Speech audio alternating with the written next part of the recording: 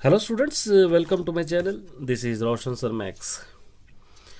बहुत सारे students Hindi first language के लिए रिक्वेस्ट कर रहे थे। सप्लीमेंट्री स्टूडेंट्स जो फेल हुए हैं उनके रिक्वेस्ट को एक्सेप्ट करते हुए कुछ इंपॉर्टेंट क्वेश्चंस मैं अपलोड कर रहा हूं। फर्स्ट पेपर ऑलरेडी मैंने अपलोड कर दिया है, ये सेकंड मॉडल पेपर है। ये दो मॉडल पेपर आप पढ़ लेके जाइए, आपके लिए काफ़ी हो जाएंगे। देखिए फर्स्ट यहाँ पे पोएम्स है। ये पोएम का संदर्भ सहित लिखना है। मैं ढूंढता तुझे तथा, इसका संदर्भ सहित है। ये कितना प्रामाणिक, इसका संदर्भ सहित आपको लिखना है। ये दो संदर्भ सहित आपको लिखना है। और क्वेश्चन आंसर्स में आएंगे तो कवि के अनुसार वसंत ऋतु में प्रकृति में क्या क्या परिवर्तन होते हैं। एक है बच्चों को खेलने की मूलभूत सुविधाएं देने क्यों आवश्यक है। राम लक्ष्मण परशुराम संवाद पाठ से हमें क्या सीख मिलती है। मनु भंडारी का जीवन परिचय अपने शब्दों में लिखिए। भारतवर्ष को सुखों का सागर क्यों कहा गया है।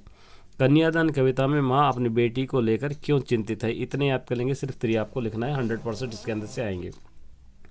Long answers. दिव्यांग या विशेष आवश्यकता वाले बालकों को कैसी चुनौतियों का सामना करना पड़ता है। मंगल लोक नाम का सार्थकता स्पष्ट कीजिए। हालदार साहब की चरित्र विशेषताओं का वर्णन अपने शब्दों में कीजिए। सुंदर भारत कविता के द्वारा कवि ने भारत की किन विशेषताओं को स्पष्ट किया है, अपने शब्दों में लिखिए। लेखक ने विंकोजी एंड सन्स कंपनी के पत्र क्यों लिखा।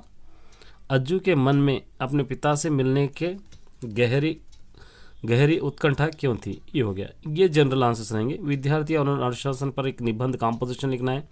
विद्यालय में रक्तदान शिविर का आयोजन करना है। मुख्याध्यापक को अनुमति के लिए पत्र लिखिए। शिक्षा के प्रसार के लिए सूक्तियों की रचना कीजिए। ये क्वेश्चंस है। अब इसके आंसर्स आप देखेंगे। 6th का ये आंसर है। देखिए यहाँ पर आपको लिखना है व्याख्या और संदर्भ। ये 7th वाला है। उसके बाद 14th वाला ये आपने पढ़े थे, कवि के अनुशासन वसंत ऋतु के बारे में आपको एक क्वेश्चन है। 15th बच्चों को खेलने का, यहाँ पे मूलभूत सुविधाएं देने के ये। 16th राम लक्ष्मण परशुराम का। उसके बाद ये मनु भंडारी का है।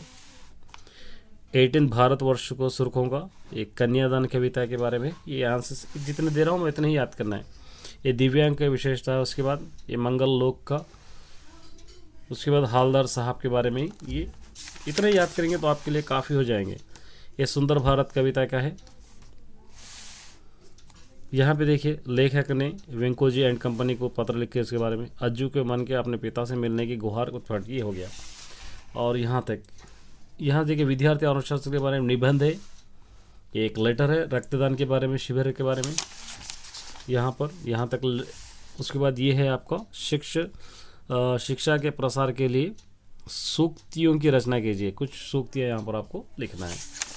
और मैं इसका कुछ एक ऑब्जेक्टिव भी डालूंगा, ऑब्जेक्टिव अपलोड करूंगा। एक बार देख लीजिए ऑब्जेक्टिव भी। ये पार्ट बी है। देखिए फर्स्ट सूर्य। यहाँ पे सूर्य एक ग्रह है, आप लिख सकते हैं। यहाँ पे मैंने लिखा है कलाशाला। हम कलाशाला को सुंदर रखते हैं, या कलाशाला में हम पढ़ने जाते हैं भी आप लिख सकते हैं।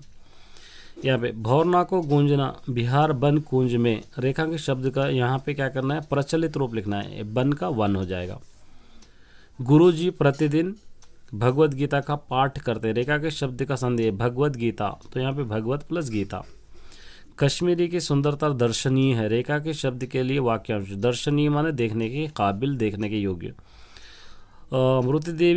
मूर्ति देवी की नोक से कोट के दूसरे बटन तक कोई 2 फुट ऊंची थी। वाक्य प्रयुक्त पुल्लिंग शब्द है। इसके अंदर पुल्लिंग शब्द यानी कोट, यहाँ पे कोट और बटन।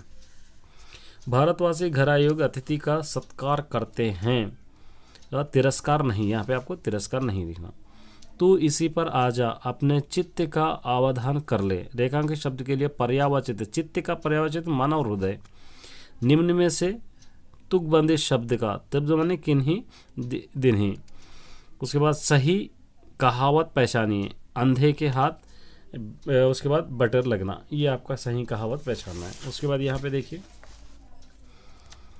दिनेश पढ़ते पढ़ते सो गया। रेखा के शब्द का यहाँ पर पदबंधन पहचानना है। दिनेश सोते सोते क्या है, एक क्रिया है।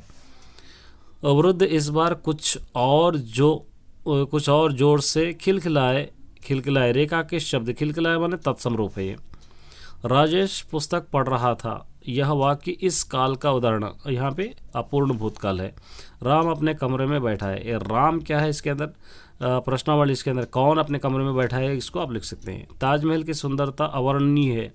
रेखांकित शब्द के लिए वाक्यांश माने जिसका वर्णन ना हो। वाक्य सीधा कीजिए।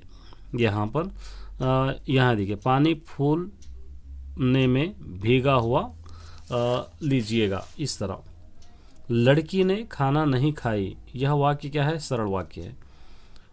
उसके बाद यहाँ पर भूतकाल पहचानिए। इसके अंदर भूतकाल माने वह गया। डर पर विशाल सरिता, रेखांकित शब्द क्या है, ये क्रिया है। मनु भंडारी महान लेखक है, वाक्य का विशेषण है महान। बस ये दोनों पेपर्स आप याद कर लेंगे तो आपको अच्छे मार्क्स मिलेंगे। Best of luck all the students. अच्छी तरह उम्मीद करता हूँ कि आपका एग्जाम अच्छा जाए। अच्छी तरह आप पढ़कर लिखिए। ऑल द बेस्ट सभी स्टूडेंट्स के लिए। ये दो ही आप पढ़कर जाना है। Best of luck.